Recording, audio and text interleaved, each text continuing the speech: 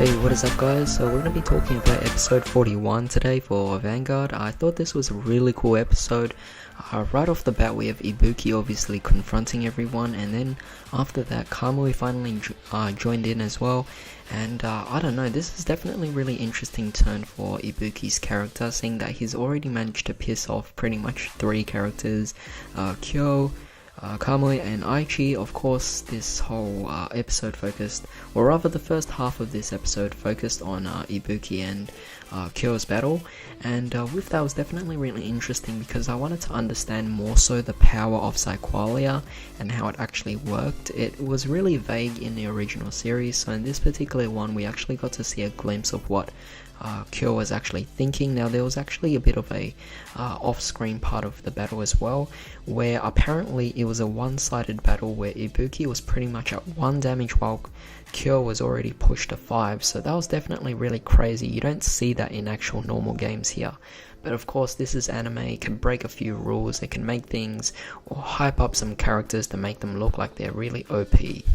Now of course, because Ibuki also has Psyqualia, he's going to transcend the actual predictions or the manifestation of thoughts in Kyo's Psyqualia, and as a result he'll be able to change what Kyo can actually see into the future of. It was just really interesting to see. We've already seen it happen twice, but with Kyo being pretty much the 3rd victim of this, where he's completely an empty shell, and also Ibuki even calling him pretty much a zombie, an actual zombie instead of a Psyqualia zombie, also kind of like increases the, I don't know, the seriousness of this particular point of the story as well, because even at this point Aichi is actually getting mad at Ibuki as well, so definitely really interesting to see what happens there. Now of course we also have a case of all the Psyqualia zombies just happening to attack, so it seems that they're also kind of craving for power as well. But of course seeing Aichi actually again take a certain lead into the series and, you know, be able to think for himself, really, like not a shy and timid guy. Although Ibuki keeps saying that about Aichi actually shows it by doing the actions where he actually is willing to take away Ibuki's deck and protect the Psyqualia zombies, just because he believes that what Ibuki's doing is wrong, whereas the Psyqualia zombies still possess, I guess, innocent players who can still play the game. So really interesting there. Not surprised that Ibuki actually punched Aichi. Moving on to the actual second half of the episode, it was definitely really interesting to see. Obviously they're now looking for Naoki. It was pretty much an off-screen thing that happened in previous episode where they actually had Naoki greet Korin outside, and you know, in this one they just completely skipped it. We can actually speculate that Naoki obviously lost and has become a Psyqualia zombie as well. So Korin has actually done her job, kind of, by defeating Naoki. So with that being said, now they're going to hype up the next episode with Naoki actually taking on Aichi.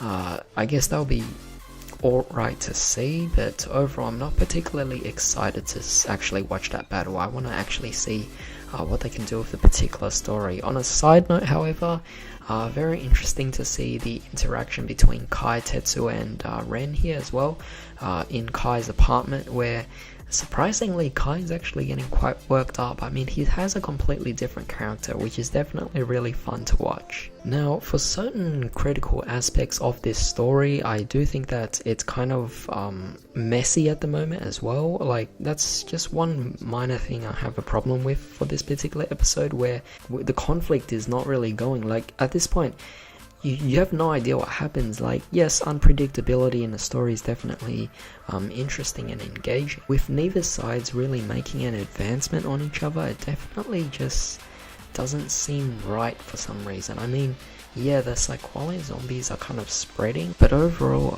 Takudo is not really taking any you know, real action or anything. Like, he's not actually stepping in. Maybe they're just trying to build up suspense for the story And same thing applies for Ibuki. I mean, he's really just walking around doing things, but overall he's not like targeting specific players or anything like that. And same thing for the good guys, they're still just figuring out. Now, I can actually like give them a pass on that because they're actually just trying to figure out situations and stuff like that. But overall, the two particular evil sides, and I say that with quotation marks here, Ibuki and Takuto being two separate evil sides, none of them are really taking a large particular amount of action to actually drive the story along. Now, you know, you've been seeing that, you know, in this particular series of Vanguard, they are trying to progress the story a lot faster, but it seems like they're definitely slowing down in this particular case. But that's just really my thoughts on that. But tell me what you guys actually think about this in the comments down below. In the meantime, hope you guys have a great day. I'll see you next time.